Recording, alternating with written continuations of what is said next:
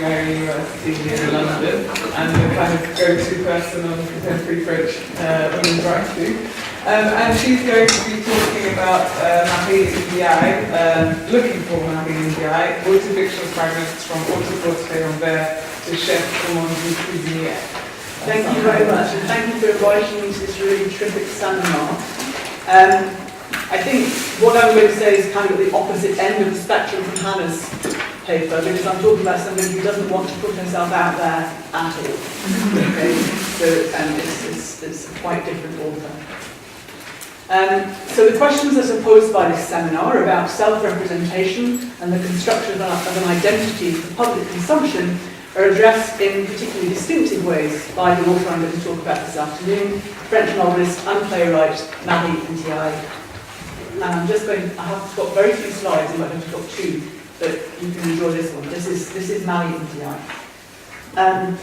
From the very start of her publishing career, NDiaye was stood in a conflictual relationship to literary celebrity, and she strained against the demands that are made on well-known authors that they divulge something of their private lives and offer up their intimate selves to eager readers.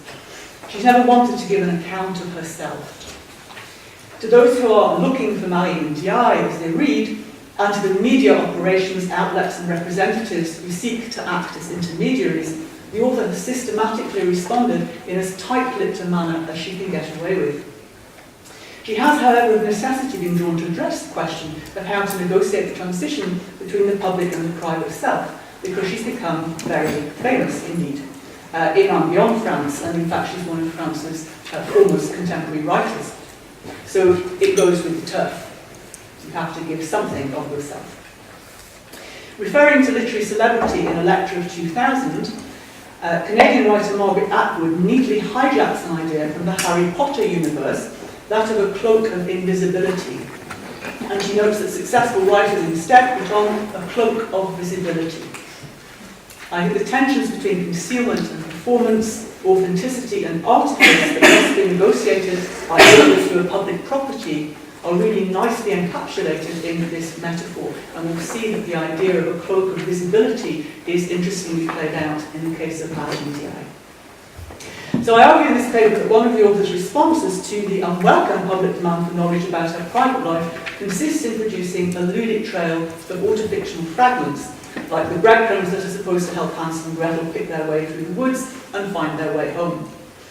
These fragments tease and encourage, but ineluctably peter out, and keep on redirecting us back to the work itself, or even to the very question of celebrity culture, the rationale for our own appetite, or the ethics implied in the exchange with the author that is so integral a part of the world of contemporary literature. If one were to pursue the trail of breadcrumbs analogy, and why not, given NDiaye's undeniable penchant for fable and fairy tale, one might say that the crumbs she throws down for us don't serve to lead us to her, but instead allow her to escape from we who would kidnap and devour her, just as Hansel and Gretel outwit the cannibalistic witch of the tale. So I'm assuming no prior knowledge of NDiaye's work. I'm going to very briefly give one or two basics. She's the author of some, I think 15 novels by now, 5 plays and a raft of other works such as short stories, children's literature, poetry and opera libretto. She started publishing at the age of 17, and there's already a legend about how this very shy, mixed-race girl from a modest background left school one day to find the editor of a major Parisian publishing house waiting to offer her a contract. Some 32 years later, she has to her credit a clutch of literary prizes, including France's most prestigious one, the Prix Goncourt, which she won in 2009 for the novel Trois Femmes Puissantes, and this is a novel that possibly people who haven't really come across NDiaye in many ways will have heard of. This has been translated as Three Strong Women. And this really launched her on the international scene. She also has the accolade of being the only living woman playwright to have a play enter the repertoire of France's national theatre, the Comédie Française. This was the slightly absurdist political play about race and attitudes towards blackness in France, entitled Papa doit manger, Papa must eat, of 2003. So what kinds of things about the author have readers, including me, read off from works such as this? It's been very tempting to connect the experiences of NDiaye's female fictional protagonists to the author herself, notably experiences related to her obsessively recurring themes of race and belonging in contemporary France, of social class, of gender, of family relations, and of motherhood, not at all related to what we saw earlier, to her own lived experiences. There have been a lot of academic studies on these issues, often containing degrees of speculation, as typically do the media interviews she gets involved in, on the autobiographical rootedness of what is, in NDiaye's writing, often rendered in fantastic or uncanny modes. From her earliest interviews, NDiaye's resistance to public interest and her determination to maintain a watertight seal between her books and life were patent. She became notorious for long silences and for brief, unrevealing responses which had interviewers scrabbling around for another type of question or strategy that might yield a better response. Not for this author, the Facebook page, blog, or eager online interaction with readers.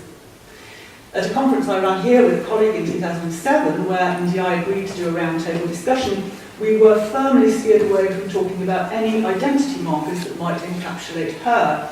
Thus, and I'm afraid this has got some impromptu translation here because these quotes are in French, I can't manage to see myself personally as a black woman, which of course she later is. Thus the rejection of the idea of being a woman writer, not unique to NDiaye of course, but that's another identity category she rejects. And thus the frankly rather bizarre, en fait je ne me vois pas, in fact I don't see myself. It's a fascinating statement. So if her first disclaimer seeks to direct us away from autobiographical recuperation of parts of her fictional writing, her closing observation, I just don't see myself, points to a willed invisibility which she wishes the reader to respect.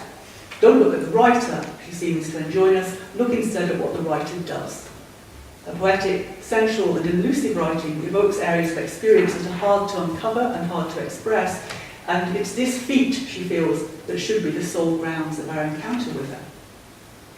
The first work deliberately to raise questions of her own image to a thematic level is the experimental phototext called Self-Portrait in Green, Autoportrait en vert, of 2005.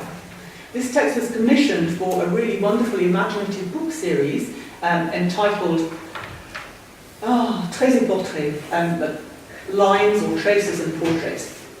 And it's a series that invites authors to produce an autobiographical narrative that's underpinned and enriched by visual content, either painting or drawing or photography and so on. There's been a lot written about this work as an example of autofiction, because it directs the reader really teasingly, precisely along the axes between autobiography and fiction, the very verifiable and the invented, and even the fantastic. And it does this really quite conspicuously.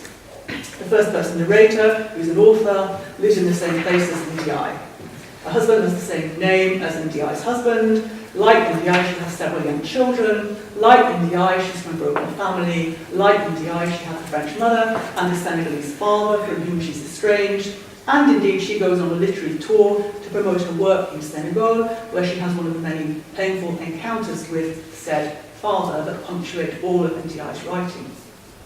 The book also has a fantastic thread, namely the apparition of a number of disquieting women in green, and the uncanny insertion into it of photographs, which are certainly unrelated to the author's own life.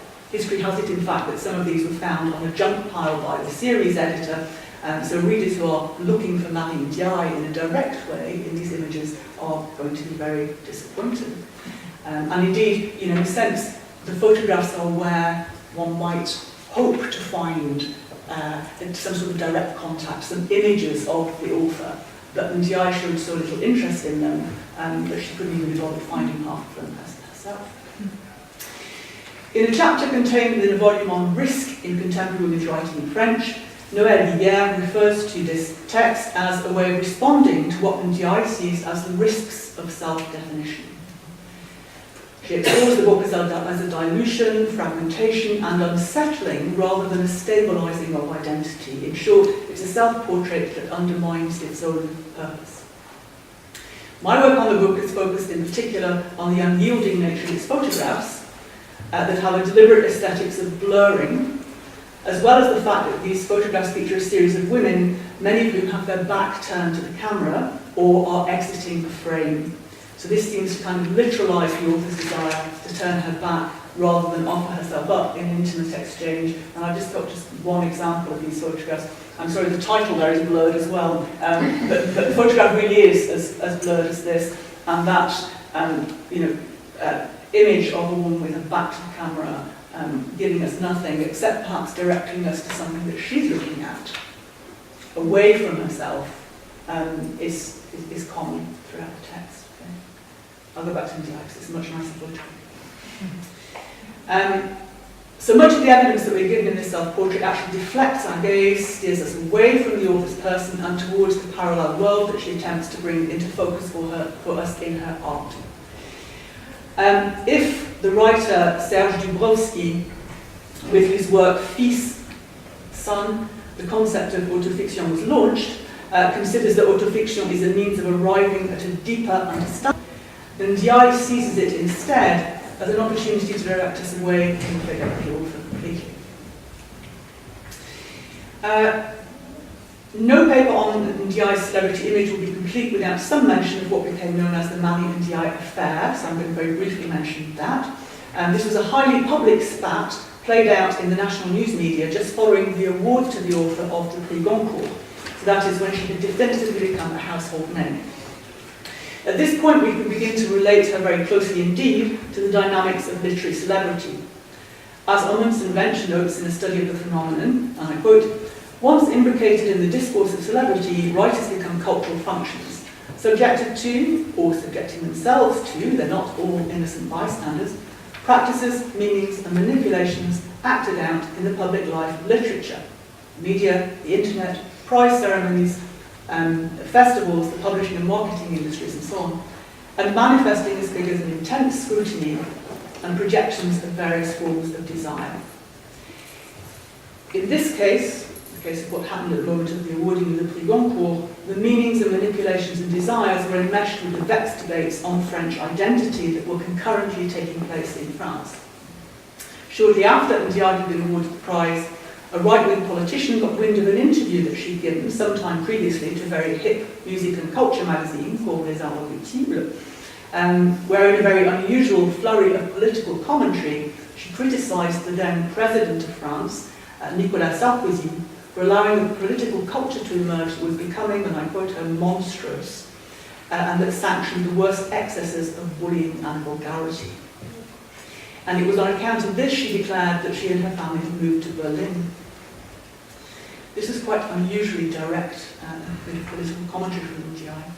So the question was then asked in certain quarters whether Goncourt Prize winners, by definition, national treasures, ought effectively to be put under a gagging order rather than to be allowed to undercut national values. In other words, the Goncourt moment was one where NDiaye's celebrity was consecrated, and I'll come back to it later if I have time, and where most unusually she became bound up in something very, very uncomfortable, highly political controversy. So moving on to the second text now, La Cheffe, roman d'une cuisinière. The Cheffe, the novel by Cook, hasn't been translated, so, from 2016. Here the author's consideration of the dynamics and stakes of celebrity culture become really direct. They're expressed in increasingly sophisticated and nuanced ways. This is the case too with the play, actually, a political drama that's just being staged in Paris now, but I won't talk about that. But both of them deal with this question of celebrity culture across contexts, the novel in the world of haute cuisine and the play in the world of politics. So the novel takes the form of a biography in the making, or perhaps a would-be hagiography. The narrator says, "I would like to write the life of the chef as one writes the life of a saint." And he adds somewhat regretfully, but that's impossible, and the chef herself would have found it ridiculous. The novel's an attempt to reconstruct posthumously the life of a famous female chef, whose early beginnings in a family of poor agricultural workers seem an unlikely springboard for what's a story of extraordinary success, not least in the gender unbalanced world of the master chef. Said to be a maid in a bourgeois family, and bear with me because I'm going to argue that there's some parallels with the author. Sent to be a maid in a bourgeois family, the girl discovers a passion for cooking that does not abate and that becomes an obsession, a vocation. She goes on to own a restaurant in Bordeaux called La Bonne Heure, which becomes famous and is awarded a Michelin star.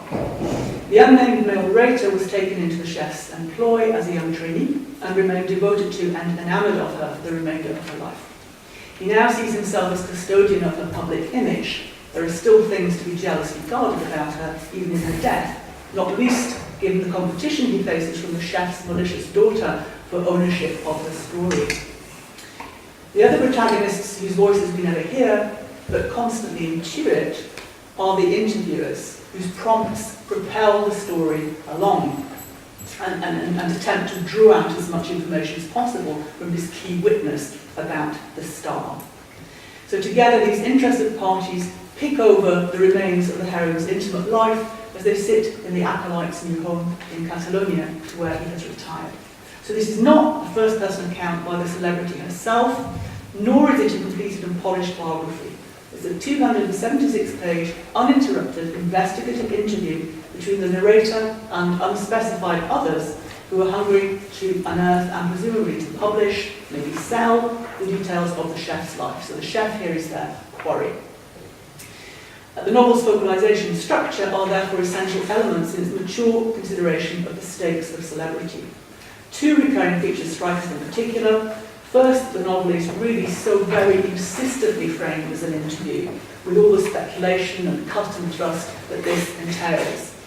It opens in medias res with the narrator's response to an implied question about the secret of the chef's success, and it goes on in that vein. I've got a number of quotations to prove it, but I won't give them to you because time is passing. The narrator also frets quite openly about the ethics of divulging the chef's private life in this way. He questions his own motives.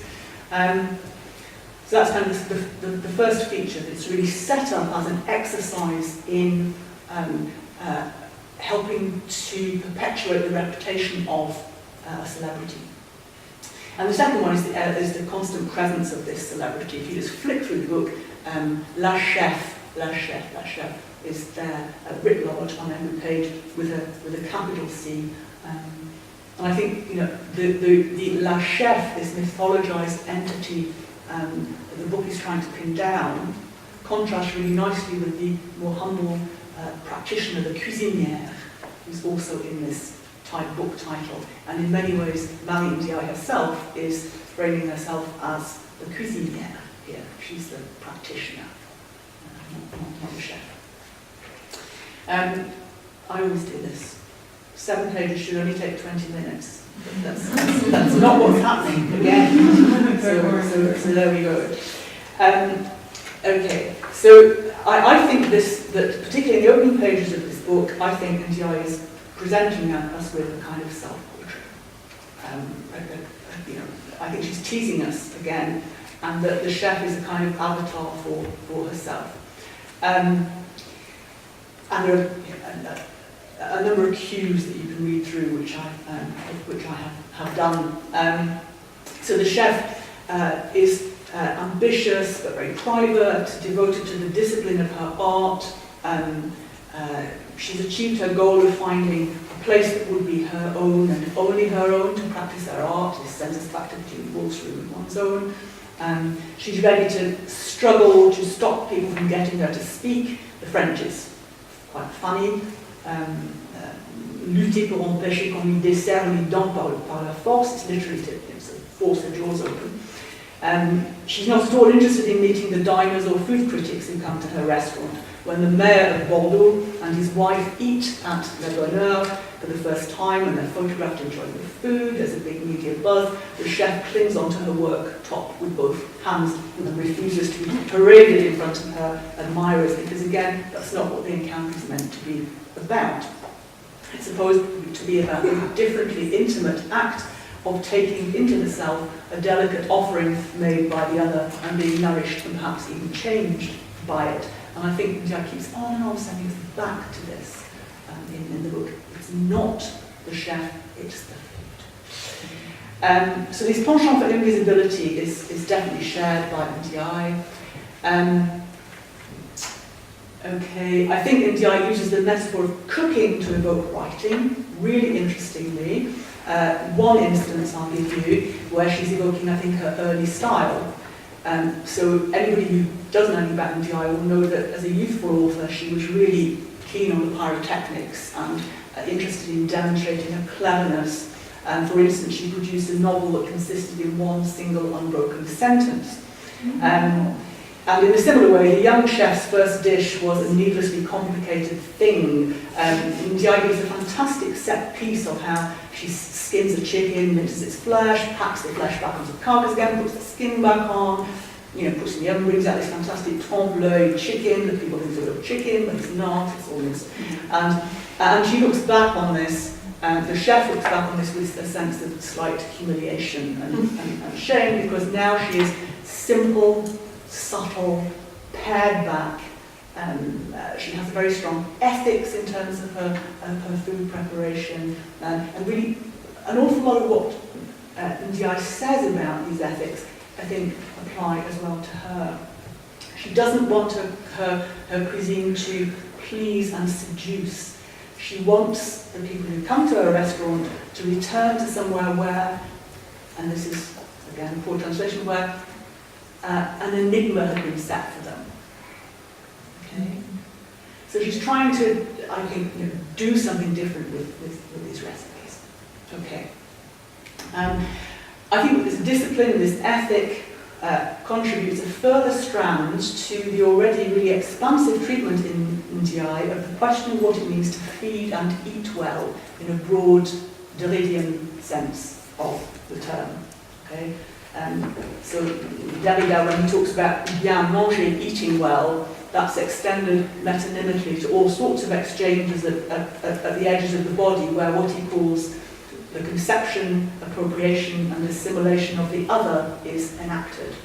And that's surely enacted in reading and of course, eating.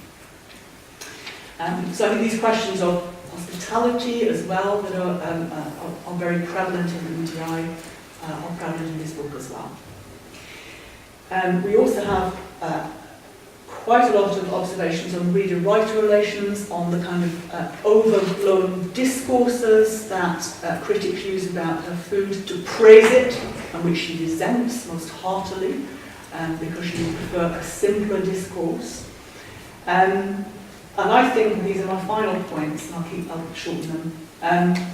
One of the things she does as well is to create the opportunity to pass a bit of acid comment on the critical reception that some of her previous works have received. So the first thing on my menu there is her signature dish, and it's a leg of lamb dressed in green. It's covered in sorrel and spinach and all the rest of it. And it's a dish that's become indissociable from her. It's her most talked about creation. And it's emblematic of her way of doing things, but she doesn't value it as highly as she values many other of her creations. And I think it's really hard to read about this leg of lamb wrapped in green, it's standing up so, but anyway, without thinking about the Autoportrait vert. I do. A lot's been written about the Autoportrait vert, partly because of the current enthusiasm for autofictional work and for intermedial work, and partly because it's easier to approach than some of the really meaty, tough novels like Autoportrait or La Divine. So I think she's having a pop. And the second one is the moment of when the cook is awarded, the chef is awarded a Michelin star for her restaurant. But instead of being thrilled by this, she is ravagée de honte, consumed with shame. Okay? And I'll just give you this quotation. But she played the game, replying to the journalists, thanking Le Guide, that's the Michelin guide, for that the award is of the Goncourt Prize. Although she still did it in her own way, elusive, tense, equivocal and brief, which led many people to think that she wasn't intelligent and that her thoughts moved very slowly, that she didn't have much in the way of vocabulary. Nobody knew that she was consumed with shame. So, conclude, I've suggested that these autofictional fragments that are strewn through the two works I've talked about very briefly are bound up with NDiaye's complex, largely resentful relationship with the machinery of literary celebrity, and that they're connected to her sharp awareness of the subjective trauma of becoming herself a commodity. They might be said to constitute her cloak of visibility. And I'll leave it there.